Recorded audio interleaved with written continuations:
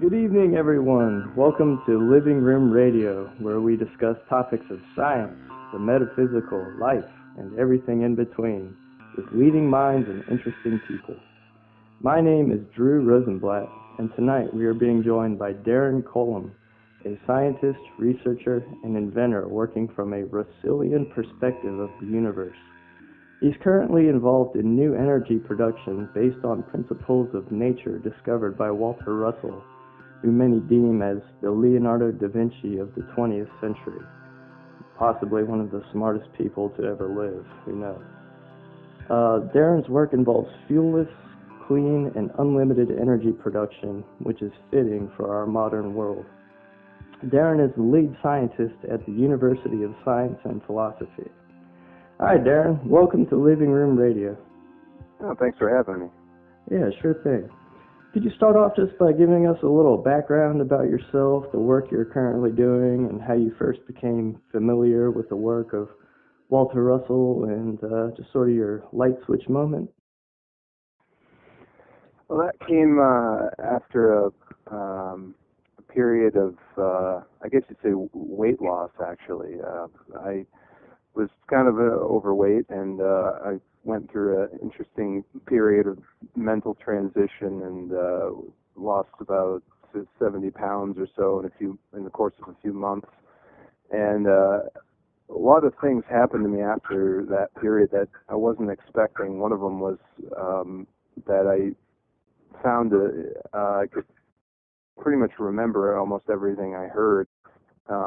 And so I started absorbing a lot of information, and I also started to have a lot of spiritual revelations, and started asking a lot of questions about, who I am and what am I doing here, what are we all doing here, just sort of large metaphysical concepts. And I wasn't expecting any of this to happen. It just sort of was a byproduct of physically altering and cleansing my body. So I was, this was after I graduated with a bachelor's degree in biology from a state college, and I was always involved in science my whole life. I was always really, really good at it and gifted at it. So it was just sort of a lifelong interest, but I had a sort of a new fuel after this experience, and started to look into sort of the more esoteric sides of things. I was really interested in biological transmutation, and specifically the work of Louis Kervran. And it was researching transmutation that I came across the work of Dr. Russell. I ordered the book, A New Concept of the Universe, and that book alone ignited a lot of things in me. I knew it was correct when I looked at his periodic charts, and the way he was talking about the elements as being tones. Me being a musician obviously resonated quite strongly, and so I just sort of started absorbing all of Walter's writings, and then I moved into a period of experimentation that led me to contacting the university, and then by some miracle and a lot of luck, I ended up becoming their lead scientist, and it's brought me a lot of joy to my life so far. Wow, awesome. Yeah, the transmutation subject is totally fascinating. The old alchemy school of thought and all that, lead to gold. Is that really possible, lead to gold? What would that take? Well, sure, it is possible. Your body is doing all kinds of mineral transmutations throughout the day. In fact, you wouldn't live if your body didn't do that. So it does happen. To make metals shift requires an awful lot of potential, a lot of energy, and a lot of what Walter would say would be gravity projection. But his idea of gravity is very, very different than Newtonian gravity, and you should never try to mix the two because they won't play well together. But Walter did demonstrate transmutation of gases. He was able to take water vapor and transmuted into largely nitrogen and inert gases. And he did this at the Westinghouse Laboratories in 1927, September. What could that mean for our technological development if we're able to readily transmute, nitrogen to hydrogen and stuff like that? Well, it gives us an inexhaustible fuel supply.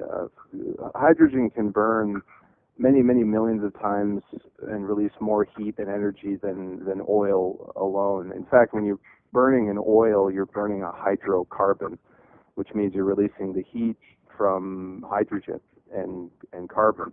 So you know that there's energy there, but burning pure hydrogen can release many, many times the amount of energy that oil or coal can produce. And so you really have, if you have the ability to take, say, nitrogen, which is about 70% of our atmosphere, and turn it into hydrogen, pure hydrogen, you have an inexhaustible fuel supply unlike we've ever seen before. There'd be no need to dig any kind of compressed carbon out of the ground and burn it and release all sorts of noxious fumes and things.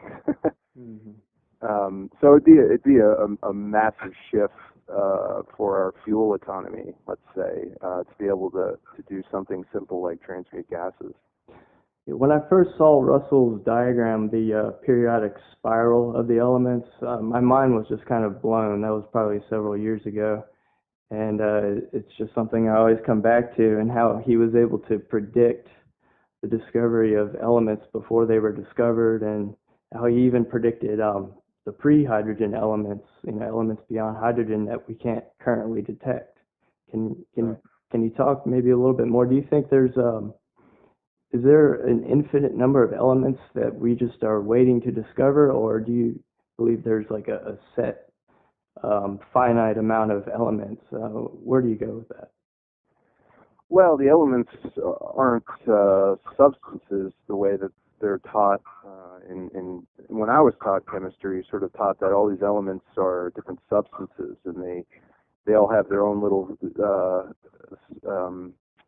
square in the Mendeleev periodic table based on their atomic weights and number of orbital electrons and all these kinds of things. But Walter teaches something very, very different. He teaches more of a natural science where all of these things, all of these elements, all of this stuff that we see on this planet of ours is really only various states of motion. In other words, it's more or less all an illusion of moving polarized light. And when that is compressed into a small volume, you get things like solids, like granite rock and carbon in trees and things like this, and nitrogen, solid sulfur, and all these kinds of things. So they appear to be separate substances, but really when you expand them, now you have gases. They occupy a smaller volume. And so what Walter did was extremely important for humanity because he shows the underlying mechanics that allow you to show where all of these states of motions are arranged in what he called an octave wave principle. And it gives you an orderliness to all of these varying states of motion, the same way that when you look at a sheet music, you see that all of these notes are representing basically different frequencies, different wavelengths in a period of time. And when you put them all together, you have the body, the manifestation of a piece of music. And we can look at our physical environment and all the matter that is there in very much the same way. It's all a symphony, all working together, all different states of various motions. So if all motion is vibratory and all motion is sound, basically, sound causes vibration, vibration causes sound. If everything is in motion, is everything sound? Everything is light, and light is also sound. So in other words, our visible spectrum, our eyes are sensitive to a certain spectrum of moving light, and our ears are sensitive to a slightly different set of moving light. And even our touch sensation, when you physically touch something, you're feeling electrical vibrations in a different sort of realm. So the thing to realize is that your sensory organs are all based upon feeling vibrations. So you really only have one sense, rather than, I think they say we have 5 senses. But it's really not true. We really just have one. And they're all attuned slightly to different wavelengths and regions of all visible light. And this is how we put together, synthesize the experience of our day-to-day life. You know, we typically think of space as a vacuum, and what would you say to that idea? Do you think that perhaps rather than being a vacuum, it's just maybe filled with these pre-hydrogen gases and things like that? Yes, that's exactly what space is. It's basically gaseous elements that are beyond our perception to see. So our brain basically tells us that it's a negative space in the sense that it's not occupied by anything solid, right? So it is full of these pre-hydrogen elements. That's why Russell refers to them as the space octaves. In other words, they would occupy. They're beyond our ability to sense, even with our inventive abilities, being able to invent machines that can peer much smaller and much larger scales. They still are not able to allow us to see these elements that are preceding hydrogen, which is why in chemistry they teach you that there's no element preceding hydrogen, but in fact they are there. They're simply not able to be perceived either by our senses directly or by extending our senses with external analytical equipment. So space is basically full of elements that we can't see, but we can know that they're there. Just like there's always an inert gas preceding every element, except for in the Mendeleev chart, hydrogen is on its own. And Walter was always saying that that's completely impossible. That could never occur in nature. I heard you talking about that really famous experiment Russell did where he took the tungsten filament and electrified it in a vacuum chamber, and the result was the disintegration of the tungsten, but the mysterious appearance of helium gas in the vacuum chamber. How exactly, could you elaborate a little bit more on when you say elements are centered in inert gases? Sure. So you can think of the inert gases like seeds, right? Within a seed, if you're looking at, say, an oak seed, you know that tiny little point of mass that you're holding in your hand potentially becomes a gigantic tree full of a lot of mass, right? It becomes a very large thing. Now, if you think about how that happens, how does something so small contain all of that information, right? Mm-hmm. Well, the elements aren't any different. The elements, being conditioned substances, grow from an initial condition, and we call that the inert gases. This is why inert gases don't chemically bond with anything, because they can't. They're about as minimum in motion as you can get, and all the other elements are basically what happens when you compress or expand back from a compressed condition and project from these inert gases. And so what Walter really demonstrated is that when you destroy any body, you always liberate the seed of which was its beginning, because everything has to end where it began in order that it can begin again. You see, life and death is not something which begins and ends. It ends to begin again. It's always a continuous, repetitive, perpetual cycle. Do you know if Russell was his spiritual beliefs, and if he believed in reincarnation and things like that? Oh, absolutely. It was fundamental to their teachings. In fact, they've dedicated many volumes of individual books just on the topic of reincarnation. Specifically, if anyone's interested in that, you should read Why You Cannot Die by Walter's wife, Leo Russell. And also the home study course spends many, many units simply preparing the student to understand the reincarnation principle and how natural it is and how imperative it is for life to continue the way that we experience it. I wonder if Walter's going to be coming back anytime soon, or if he already has. Well, his work certainly lives on, and his message was of such grave importance that it was really, even though he was so far ahead of his time, we will collectively, as people in a species, eventually get to where we think and live exactly the way that he was. And it will be a much more harmonious experience for everybody then, I can tell you that. Yeah, he's got a bit of an ironic situation. He had up to a fourth grade education and dropped out of school, and then just kind of the school of life taught him everything he knew, I guess, huh? He's always said that God was his teacher. He was directly, divinely inspired every single day of his life. That's how he was able to produce up to about 39 tons of artwork, which I've personally been able to see the amount of it. I've seen the tons of sculpture, the tons of paintings, the sheet music that he wrote, the poetry, the buildings that he designed in New York, in Boston. I mean, he was literally good at every single thing he did, and he always was upfront and honest about where that knowledge, where that inspiration came from, and he always called it God. He knew it so well, it was second nature to him. I guess he probably meditated a whole lot.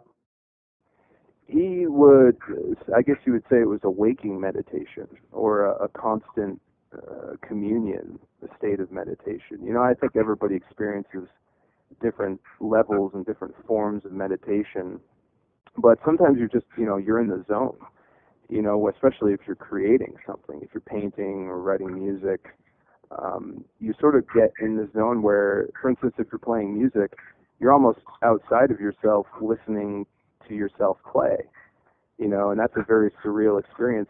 I'd say that's a form of meditation, in and of itself. And he had an experience that was called his illumination. Could you give us a little bit of insight into that experience? Well, he had, from the age of 7, he had mini illuminations during the birth month every year. And then he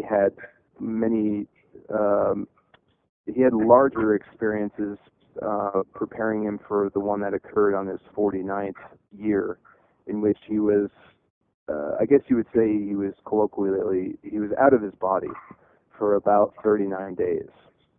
And this is what people have to realize if they're not familiar with anything from Russell, is that this experience that he had is probably one of the most rare things that can happen to a human being. But just because it's rare doesn't mean that it's a hoax, or that it's just that it doesn't happen. The fact is that it does happen, but it's so rare that it only happens to certain individuals. But those individuals always inevitably end up changing the entire game for the human species. So this large illumination he had was in the year 1921, when he was 49, and it lasted for 39 days. And in that period, he wrote a tome called the Message of the Divine Iliad. And within this message was the foundation for an entirely new scientific paradigm that basically links religion or spirituality and science. He was able to basically put both of those things together into one complete cosmology. And then he spent the rest of his life trying to give this to science, but obviously they were unwilling to accept what he was saying because it was so radically different than what they understood at that time, and even today. It's one of the things that's so refreshing about his teachings, is that meshing of spirituality with science, because so often, the stereotype is, they're two forces pitted against one another. But he really beautifully shows that it's all interconnected, Yeah, and we need that. We need to be able to realize that science can only take us so far, and then you will hit a point where you're basically no longer asking scientific questions. You're asking philosophical questions. And so, myself, coming into this, I realized that you can't have science without a certain philosophical assumptions. And that penetrates right into what God is and what spirituality is, what your soul is. You will never really get a framework with which to have a workable science without really answering those questions, satisfactorily. Yeah, so often, God is depicted as this moody old guy sitting on a throne, but, ever since I was a child, I always had this idea that God was this field of light or something like that, and that's kind of what he teaches too, and I thought that was pretty cool that I kind of got, I jive. He calls it the still magnetic light, and he has many words to describe this, the omnipresent vacuum zero, but in many cases, I think the best word for it is simply mind. Your mind is not something which is destroyable, is it? I mean, your body can be destroyed or damaged, but you can never really damage your mind because it isn't really ever manifested, physically speaking. Right. And the mind isn't necessarily confined to the brain, is it? No, it's everywhere, isn't it? I mean, you can sit here in a house in Virginia and you're aware of your mind, but then you can get in a plane and fly over to Australia, and your mind is also there, isn't it? Mm-hmm. So your mind is actually a thing which is everywhere. It's omnipresent. And what your body seems to be is basically electrical sensory awareness that you're in a physical location.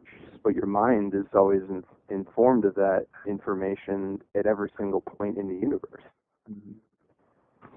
Can we talk a little bit about the concept of ether? I know Maxwell and Tesla and other big shots, they believe that the ether existed. How would you reconcile that concept with Russell's ideas? That's a great question because I also studied Tesla. He's a big influence on me in many ways as an inventor. But the thing with the ether, I call it, and it's very important, but I call it a conceptual crutch. In other words, an ether concept fills in the gaps from an incomplete knowledge of what the phenomena of light is. In other words, they think that a wave has to propagate through a medium, just like water waves have to move through liquid, right? Mm-hmm. So the ether is basically a theoretical abstraction invented to say that if light is a wave rather than a particle, it has to move through a medium. But Walter's knowledge precedes that. It goes back to the actual source of motion. So a wave is basically motion. It's when you have a crest and a trough, right? It dips above and below a plane of equilibrium.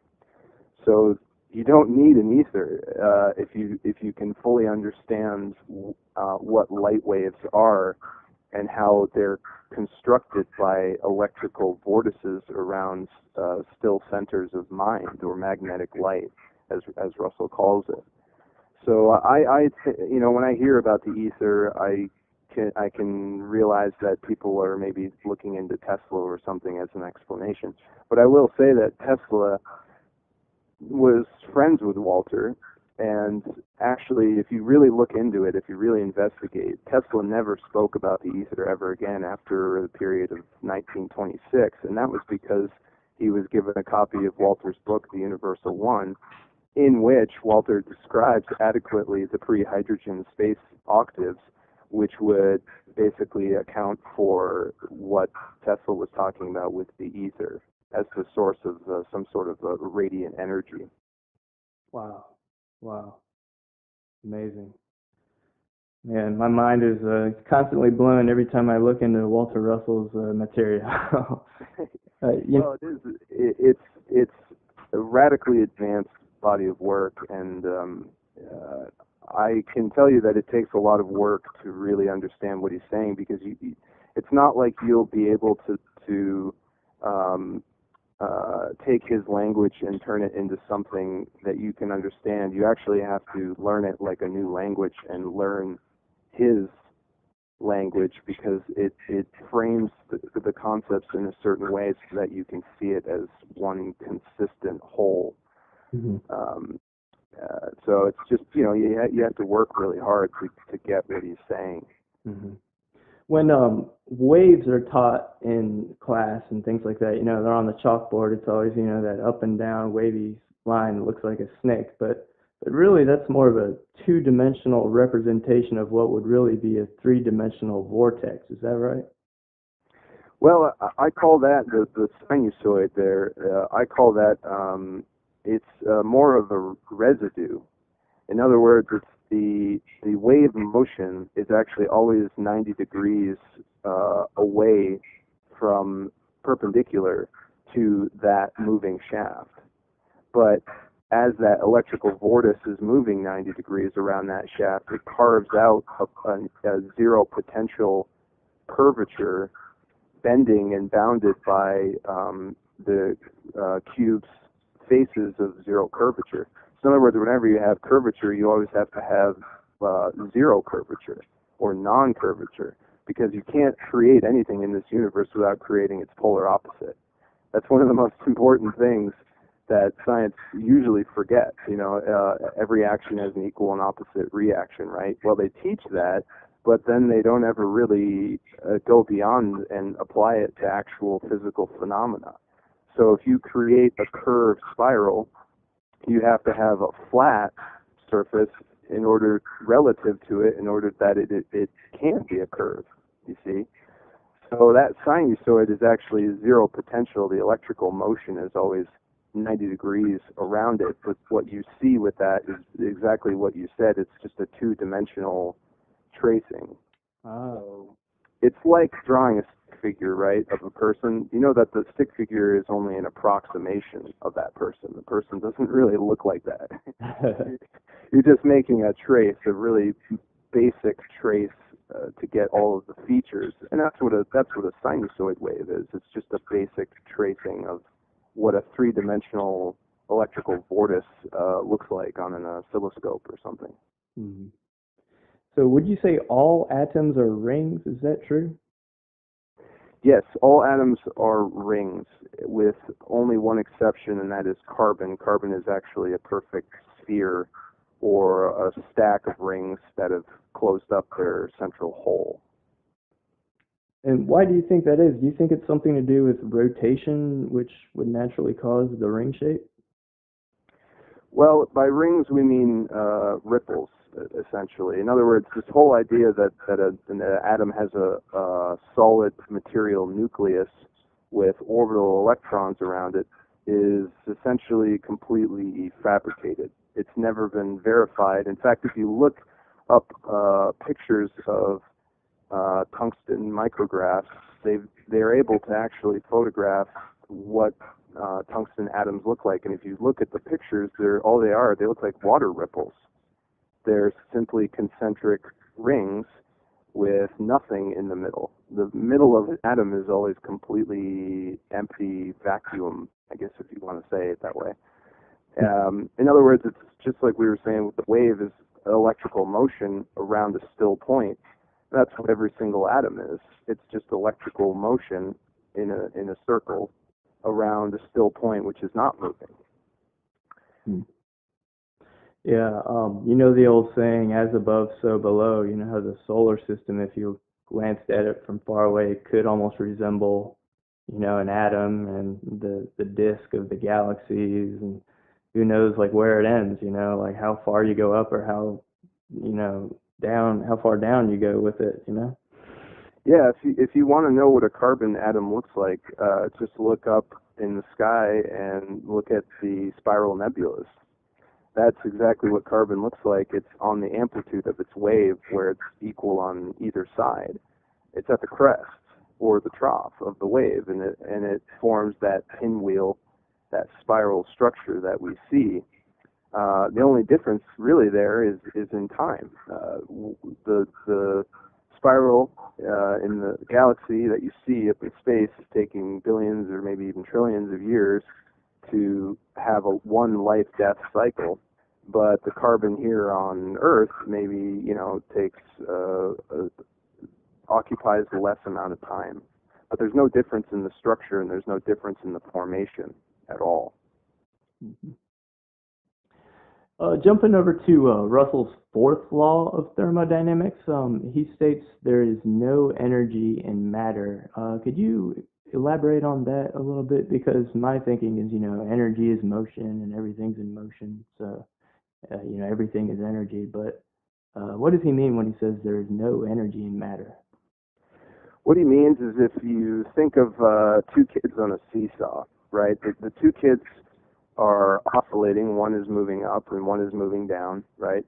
The two of them in motion seem to have energy. They seem to have a dynamic interchange of moving back and forth, which seems to equal a certain magnitude that we call energy. Well, however, you really investigate and really understand how and where the energy is, you would realize that the energy, all of the energy is in the fulcrum. It's in the part exactly between the two children on the seesaw that never moves. In other words, motion appears to be energy, but motion can't happen without non-motion. And as such, everything which moves is extended from something which doesn't move. And the thing which doesn't move is mind or God or energy. So what we think to be energy as a simulation of moving form isn't the actual energy. The energy is always borrowed from the thing which doesn't move. In other words, all energy comes out of mind and is projected and moved in order to simulate, to give it a body form. One of the best ways you can think about this is that look at a painting, right? You wouldn't say that beauty is physically in the paint. You would say that the beauty is a relationship between the painting and you. In other words, it's a quality, not a quantity. We have an obsession, or I guess a certain way of looking at it in our science to say that energy has to be a quantity which is something that is dynamic. But the real energy is the thing which never moves, because you always have to borrow from that point in order to reverse your motion to make it continual oscillation. Oh yeah, this is very clarifying. The word leverage is one of my favorite words in the English language. I work in construction to pay the bills, and I'm kind of a dabbler in science and things. By no means an expert, but the principle of leverage when we're engineering things, it just always comes in handy. And every time I do it, I just get kind of taken away to some other mental cloud or something. But there was an instance where there was a dumpster outside where we were putting debris and material into. It probably weighed 5,000 pounds, and we removed like an old 10-foot oak post. It was like a 4x4 post from inside where we were working. And I was just kind of challenging myself, and I said, you know what, I'll bet with leverage I could lift that dumpster up with this long 10-foot post. And so yeah, you go and put your fulcrum real close to the dumpster, and then find a good convenient spot to wedge the post beneath the dumpster. And me at the very end of it, with almost minimal effort, I was able to lift a 5,000-pound dumpster with that principle of leverage in the fulcrum. And there's really something to that I think is, it seems like an ancient concept, like caveman engineering, but it also seems so futuristic too at the same time. That's a beautiful example of what Walter called power multiplication. In other words, you on yourself, your own body, there's no way you could move 5,000 pounds. but you apply really a concept. What you employed there was just a concept of a fulcrum and a lever, and you were able to multiply your power and achieve something that you couldn't achieve on your own. And that's a beautiful analogy for how we think about energy here at the university, and how we can multiply that power. Except we're really just doing it with electricity. We're doing it with electronics rather than direct mechanics. But the principle is always the same. So I understand the conical shaped dynamo that you've been working on. Would you say that in a way that's a form of like electrical leverage, with the way that the wires gradually get smaller and smaller from a larger radius? Yes, that's exactly how I would describe it. Is electrical leverage. When you have coils and stuff like that, you always end up having to use terminology like electromagnets and electromagnetism and certain things like that. But that's sort of an old way of thinking about it. What I'm really trying to do is get scientists to pay attention to the fact that a coil is in every sense an optical lens, just like a bifocal lens in your glasses or something. All it does is it focuses light either to a point or diffuses light away from it. And that's really what the conical vortex shape is really all about. It's taking a large diameter and making it a small diameter. So you're taking large potential and making it occupy, or small potential, making it occupy a smaller volume, and that increases the potential. So it works just like hydrodynamics or any kind of fluid dynamics. When you put it under pressure, you increase the potential energy that it can produce once you release it. So are there any current developments with the prototype on what is it, the optical dynamo? Is that what Russell called it? Right, that's a machine that he designed somewhere around the late 50s, early 60s. And it was a machine, essentially what both Walter and Leo were trying to achieve was to get mankind to realize that we cannot, under any circumstances, use nuclear material as energy or weapons. To do so is atomic suicide, as they named their book. And so what Walter was trying to do was realize that if all a nuclear reactor does is produce heat to make steam, and the steam operates under high pressure a turbine, which spins an alternator to produce electrical power, then he could just inform science and invent this machine that would make heat out of the cold of space by winding it up centripetally, the same way that a sun is made in space. If you think about it, how is the sun, which produces huge amounts of heat, manufactured in absolute pure vacuum cold? How does that process happen? Because if you know how that happens, then you can do the same thing here on Earth and produce any amount of heat that you want. And the current modern day scientists always can tell you that if you have heat, you have energy. Mm-hmm. Yeah, I know some of the electrical universe folks would say that the sun is powered externally, and I believe even Tesla said that once, that everything is powered externally. So I don't know if you've seen some of the electrical universe stuff on YouTube, but it's fascinating, the idea of Birkeland currents going through space, powering stars. I've heard of Birkeland currents. I can't say it completely jives with Russellian principles as such, but the idea that you have electrical currents without any wires is absolutely correct. Nature never uses wires to make power, in one place of the universe appear in another place. It transmits it via waves, and waves can be invisible or visible depending on their wavelength, but that doesn't mean that they're not transmitting power. It's simply that power either occupies a larger volume or a smaller volume. but when it occupies a smaller volume, it's because of compression. Just like when your voice leaves you, it expands, right? The sound wave gets larger and larger diameter. But when it hits a cliff wall, then it recondenses, it recompresses those rings, and then you hear you hear the echo. So the echo is your same voice, but in a different region of space that was recompressed. And so the energy coming from the sun is radiated, it expands into the cold of space, but when it hits the Earth, it hits our atmosphere, which acts like a lens, and recondenses it back into heat.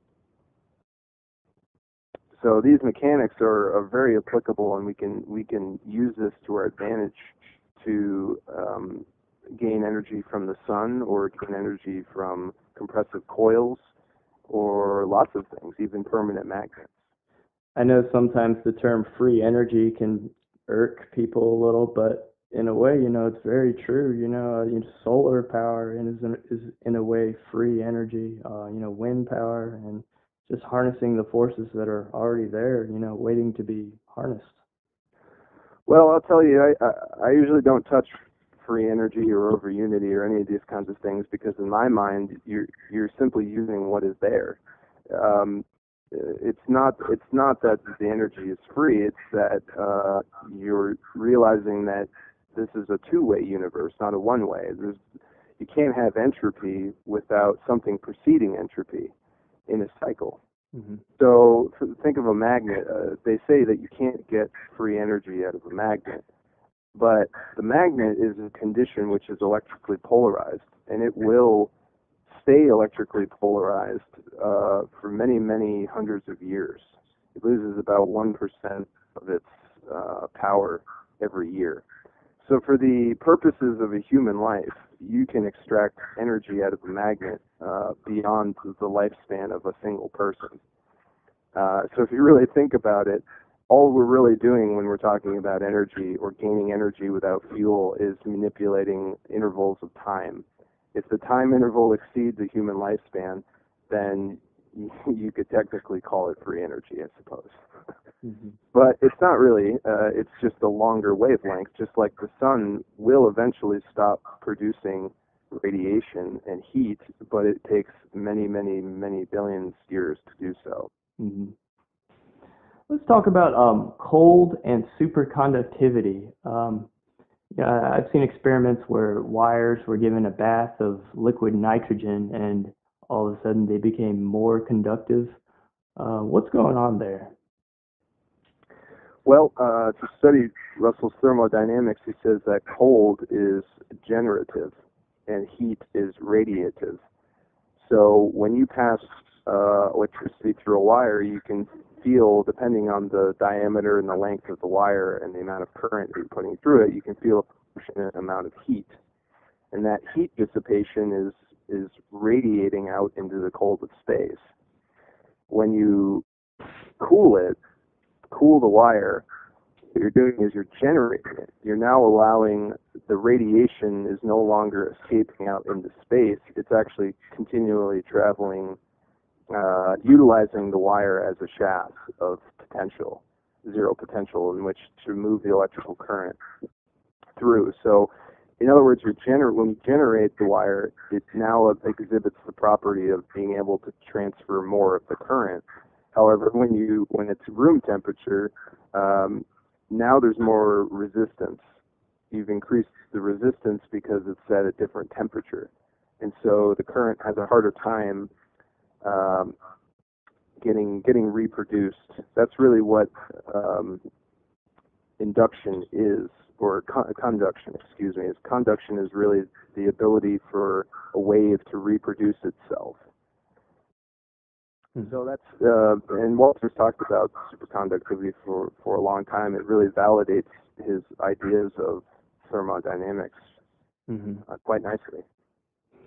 Have you ever heard that the speed of light is actually a variable thing, that it's different depending where you are, the speed of induction of light, that there's really not one set speed limit for our universe? I've heard that. But they also still talk about it as if it's speed, and it's not really a speed. It's a rate of reproduction. In other words, what Walter is teaching is that this universe doesn't come into existence without sex division, sex polarity, right? Everything is male, female. You have one thing, the one substance, the light of mind, and that's divided and polarized into male and female conditions. So light that we're used to is really incandescence, and incandescence is polarized light, and so it's really what happens when you put the brakes upon something which is reproducing at 186,000 or so, whatever they say, miles per second. To make it incandescent, you have to slow it down, because at that rate of reproduction, you're way beyond what you can perceive as heat or light. We have to remember that our sense of sight is really very. If you can look it up online, you can see that the visible light spectrum is an extremely narrow region of the entire vibratory scale, from, you could say, infinity to infinity, from an infinitely long wavelength to an infinitely short wavelength. We only see a tiny little sliver. And so, when they say that it's a fixed, speed of light is some sort of fixed number or a variable number, it really just means that we can only see a small portion of it. So it could be varied or it could be fixed. It doesn't really make any difference, because that's not really what's going on anyways. Yeah, I wonder what you would call the speed of gravity, or instantaneous action at a distance, as they say. Well, and again, it's just, Walter goes very, very deep, and it's he would often say that there is no attraction or repulsion of matter against any other matter, and so what are you really calculating when you release a mass and you're trying to calculate how fast the supposed attraction of gravity is to the center of the Earth? But really, nothing is really being attracted. What's happening is mass that you hold in your hand is compressed. It's a compressed, solid condition. And the only reason anything moves in the universe is to try to seek its like potential. So really, like seeks like. It's when the mass falls to the Earth, it's seeking a higher compressed condition, because it itself is a higher compressed condition. When you think about liquid water, when it expands to a water vapor, which direction does it go? It seemingly goes against gravity. Mm-hmm. It goes up, because it's seeking a gaseous lower potential. Mm-hmm. So you could say that it's attracted to space, which would be the inverse of gravity. Mm-hmm. Speaking of steam, it's kind of funny how every form of energy, to include nuclear, it sounds so advanced and high tech, but it really just boils down to, no pun intended, to steam driving a turbine. Right. And I think it was Einstein, or maybe someone who just said, can't we think of a better way to boil water than to dig up plutonium, in the crust and bring it to the surface where organic life inhabits, and use it to simply, boil water. It's a hell of a way to boil water. Yeah, you could get a 2-ton hamster running in a giant hamster wheel and probably do something with that too, huh? Any way you can create rotation, right? Right. Pretty much. Yeah. So this over unity generator that you're working on and that Russell developed in his later years, that is a game changer right there. What's going on with that? Well,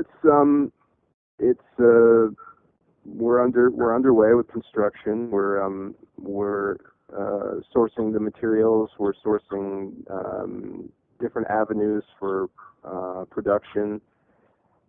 Excuse me, but there's lots of things that still need to be figured out. The material that was left for us is, I guess you would say, incomplete. but we've made a lot of advances in the understanding behind it, largely due to just certain experiments that I've done on my own, and just thinking about it a lot, quite frankly. I mean, just putting in the work to understand it better.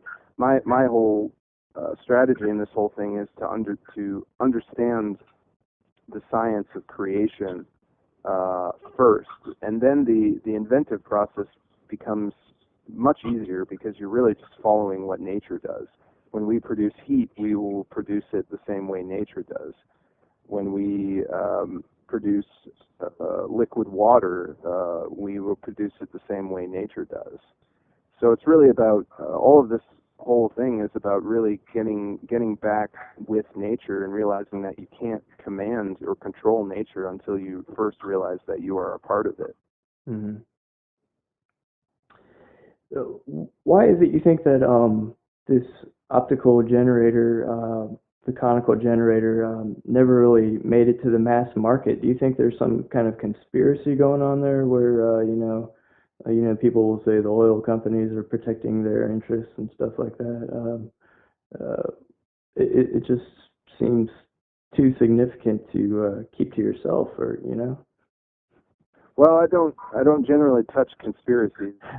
I just find it for me personally, it's kind of a waste of my time. Yeah, I hear that. But I will say that people would be really surprised to realize that most inventions don't make it out simply because there's not an appropriate fair deal that can be made with either a government or a private investor. This is something I've actually learned now that I'm sort of in this whole thing. Is it's actually quite difficult to get an amicable deal with somebody that's fair for everybody. So I would say probably 99% of all of world-changing inventions don't make it to the surface simply for logistical reasons. Doesn't really much have to do with government conspiracies or aliens. I mean, it's actually just human relations. Believe it or not, it's human relations that stop most of these things. Mm-hmm. Yeah, there was a documentary, I think it was called 1,000 Miles Per Gallon, about these old Buick clunker, 2-ton cars that could get like several hundred miles per gallon, like back in the 70s or something. And it's something about how Shell bought the patents to the engine design and just, kind of put it on the shelf and let it collect dust, And there's that water-powered car guy who, Stanley Meyer, who, a lot of people think was, an unfortunate end to his life, but his brother, I believe, is going to carry that on. So yeah, you hear these things and you got to wonder, you wouldn't put it past these giant corporations to act like thugs every once in a while to protect their turf, Well, it's obviously it's a paradigm shifting form of technology, and in many ways the human race has to kind of grow up and mature before this technology really becomes widespread, just like the Apple iPhone. Like everybody has one now, but there was a time and place where that wasn't the case. Look at the circumstances that made something like that happen, and more importantly the idea behind it. What were they trying to achieve? Now look at the technology, which basically enables people to be free, or grow food, or produce light and heat as much as they need without any kind of fuel. How do you really control something like that? You really can't. It's now it's up to the individual person, the individual. The individual itself now becomes responsible for his own energy requirements. And most people, I would say, are not prepared to do that simply because they don't have the interest or the understanding. Mm-hmm. And that can really kill any product, whether it's a generator or otherwise. Mm-hmm. I often think of all the socioeconomic benefits that would come from high efficiency energy production.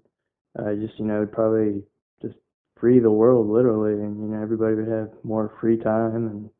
And I mean honestly, this winter I think maybe probably half of the money I make has gone into heating oil and and gasoline. Just to imagine if I could just have free heat and wouldn't have to work so hard to pay the bills and all that stuff. So more free time for dabbling and tinkering, right?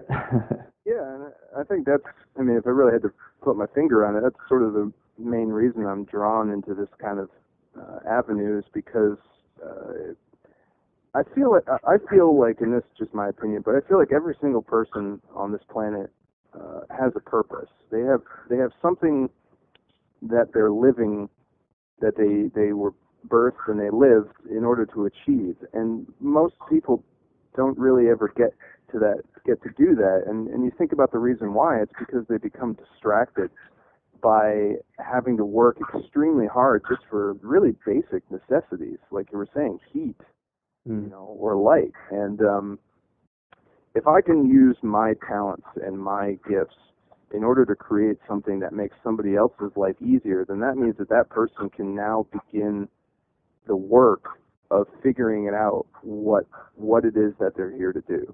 And I think that's probably the greatest gift that any human can give any other human, is just the opportunity for self-discovery. Mm-hmm. Beautifully put. Beautifully put.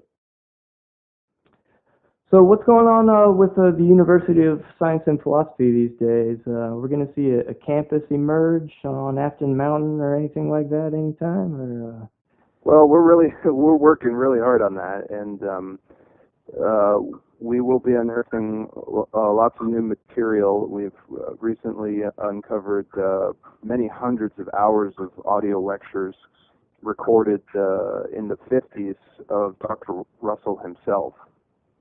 And I've gone through the process of backing these up and getting them digitally archived so we can save them for posterity, and also make them available to the students who want more advanced material. If they really want to if they've kind of read the books and felt like they want more, you can tap into these lectures and really really learn from Walter himself directly. I mean, I can't really teach his science any better than he could, and so right. What I feel like I can do is at least back it up, make it digital, and make it available to people. And so that's what we're doing at the university at the moment. We're also obviously have lots of projects on the technology side of things. Not all of that is going to be public all at once. I hope people can understand that, but there's lots of facets to this kind of thing, and the technology development actually is not even really the point. The hardest part of doing this is figuring out how to implement it into the world, given the circumstances that we're in right now. Mm-hmm. That's the largest challenge that we face. The technology and getting it to work and everything is actually really not that hard in comparison to figuring out how you get it out into a world of dogmatic thinking. Mm-hmm. That's the hardest part. So it's a vast sea of archives that you're sifting through, isn't it? Yes, very extensive, lots to go through, lots of unreleased material, and just gems. I mean, it's just, for someone like me who really values knowledge, it's the most valuable thing. But to get it in a lot of this stuff is really fragile now. You have reel-to-reel tapes and really old paper.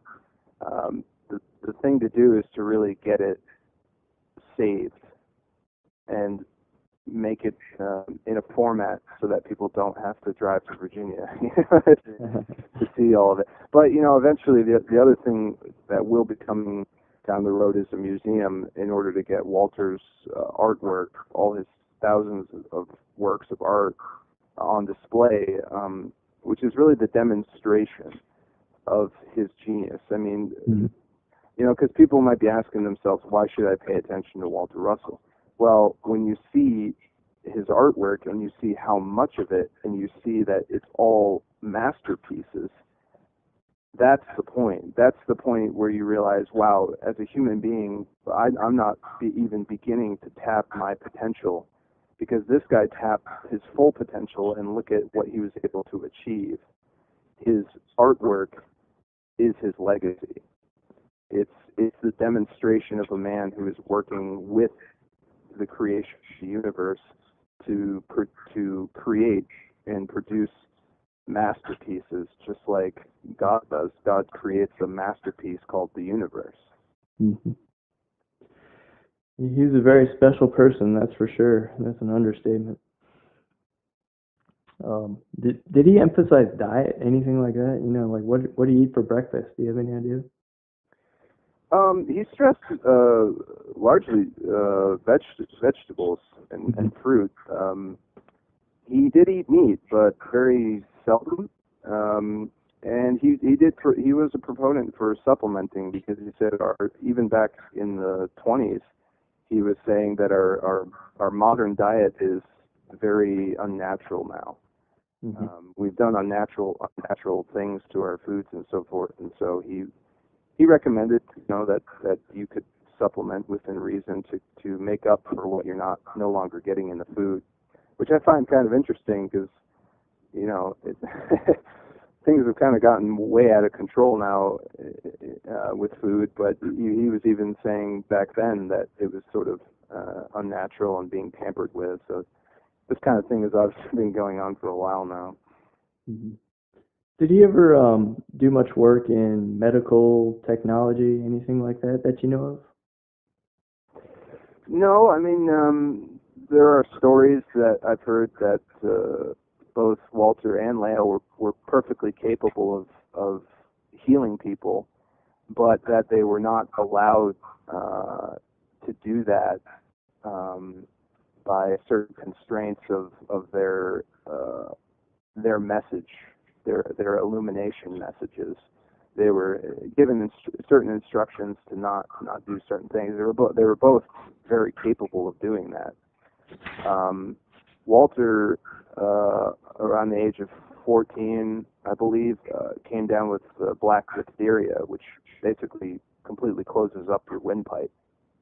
And he was pronounced dead for some length of time, and then he actually was propelled into another one of his out-of-body experiences, in which he was told, your work is not done yet. And so he arrived back within his body, and his throat was completely healed. I mean, brand new pink flesh. And the doctors that were by his bedside were just speechless. They'd never seen anything like that before. So he was able to heal himself, and certainly was able to do that for other people, but was commanded on very high authority not to. So they were, in that respect, medically speaking, both Walter and Leo were very normal people. They would if they needed a surgery, they would go to a surgeon. They were very much believers in common sense. Mm-hmm. If you cut your finger, put iodine on it so it doesn't get infected. Very common sense. Right. Yeah. For years and years, I've been hiking down around Rockfish Gap, which is just a little down the hill from Swannanoa, and I had no idea that Walter Russell's old residence was right up the hill from where I used to go hiking all the time until a few years ago. And I've been by Swannanoa a couple times and got to go inside once and take it all in. It's a really beautiful building, and I plan on going back as much as I can. I know that there's workshops and information sessions there every once in a while, so I can try to stay in touch and in tune with it all. Yeah. I tell you, I would love to see that building have a little TLC put into it. It looks like it maybe just wasn't cared for as much as it should have been in the later years. But that's all stuff that can be easily remedied. Absolutely, yeah. I'd like to see it restored to its former glory as well. It's It's in a state of disrepair, and it has been for quite some time. But I wouldn't expect anything to be done until the property itself changes hands, and there's a large influx of money to restore it. But let's keep hoping, right? Let's get as many people involved as we can who want to see it be restored, and we can make that happen. Oh, I could definitely see it happening. I'd be happy to come volunteer and put my energy into it as well if there was ever the opportunity. Yeah, I saw people from all over the world getting a tour inside, so I really think with the dawn of the age of the internet, the information's getting out there and people are learning en masse. It's picking up. Definitely. Yeah, man. Well, hey, I've taken up over an hour of your time, and I don't want to hold you up from any world-changing work that you're doing or anything. But how can the public support your pioneering work and help to usher in this limitless and pollution and combustion-free form of energy and everything else that comes with all of Walter Russell's work? Well, the best thing to do is support the university by buying books and educating yourself if you're really interested in this kind of science, the new science paradigm and a new way of thinking, and buy some books. Even if you have some for yourself, buy a bunch and give them to people who might be interested. Give them to scientists, and if you want to be even more involved, we have a donation link on the university and science philosophy website, philosophy.org. People can go there, and there's even a page under the faculty site for me, and you can see a little bit about what I'm doing, and there's a donation button on there that goes to the same place. And yeah, we appreciate the support. We've had a lot of positive things from people since we released the homecoming videos from last year, and it's been a fantastic reaction, and I've gotten unbelievable amounts of love and support from people. And if you're really interested in this kind of stuff, just let us know. We've had lots of people write in and say they want to help, and we're excited that people are getting really interested in this kind of thing. Yes, it's very exciting, very exciting. Well, Darren, thank you so much for joining me. I hope that maybe down the road sometime I can have you on again and we can have another fun little chat. And again, just thanks so much. You're a superstar, man. Oh, thanks. Very kind. All right, well, hopefully be in touch, and I can't wait to just every once in a while take a gander at what y'all are doing over there. So thanks again, man. Yeah, I appreciate it. All right, Darren, you have a good night. Thanks. You too. Bye-bye. Bye-bye.